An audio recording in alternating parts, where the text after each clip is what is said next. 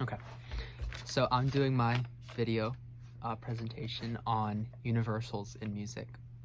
So, the Free Jazz Collective says that good music has a couple of traits. It should be authentic, adventurous, accurate, artistic, and attention-grabbing. And, these are all good qualities for songs to have, and they definitely enhance the experience. But I don't feel like these are really just tried and true rules, because there aren't really tried and true rules for writing or enjoying music. Because it's definitely still valid to like a song that isn't, like the lyrics, it could just be like random stuff that people like. And, you can enjoy that kind of music. It can be the same song that the artist has written 30 times again. You can still like that song. That's perfectly fine.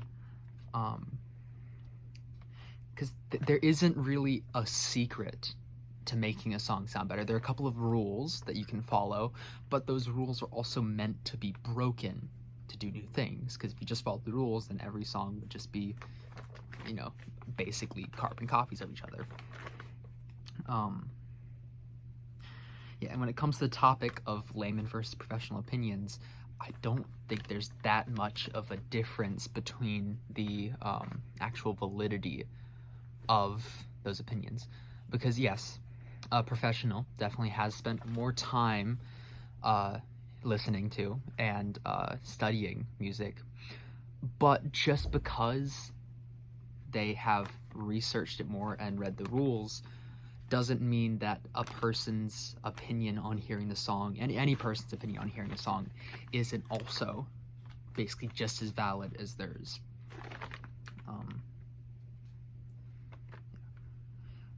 There's also the topic brought up in the music industry of the thing where anytime an artist has any controversy, people boycott their music.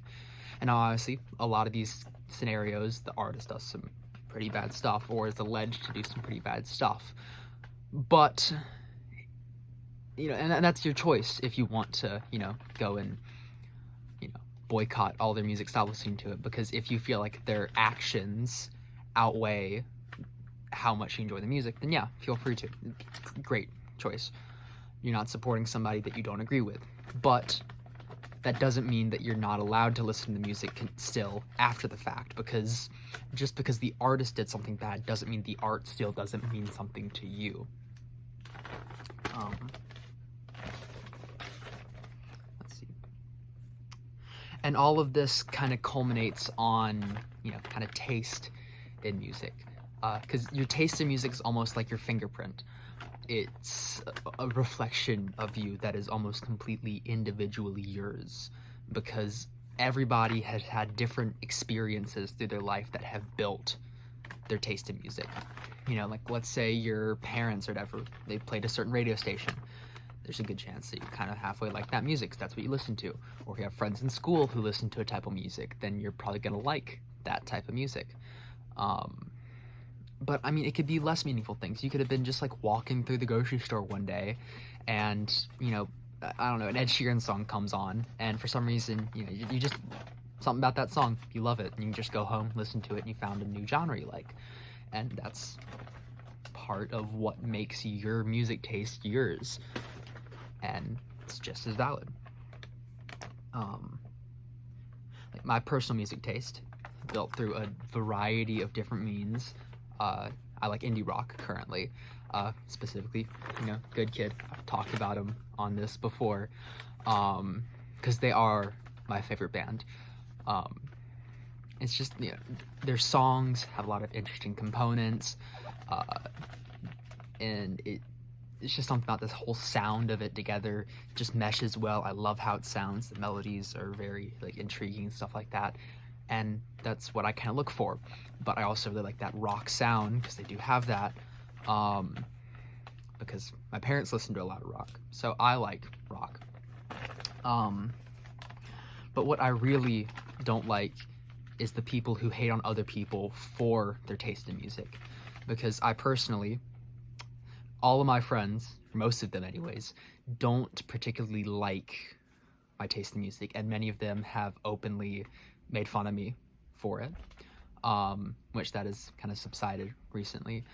But yeah, it was annoying because I tried to I saw them sharing their music tastes with each other because they all kind of like the same stuff, and I kind of somewhat liked it. It's not my main thing, and when I tried to share my band, I was made fun of for it, but it doesn't really bother me that much. But I do think that's a really bad trait that's present in the music industry, and I think it's worse for the genre. The genre is worse for it, I should say.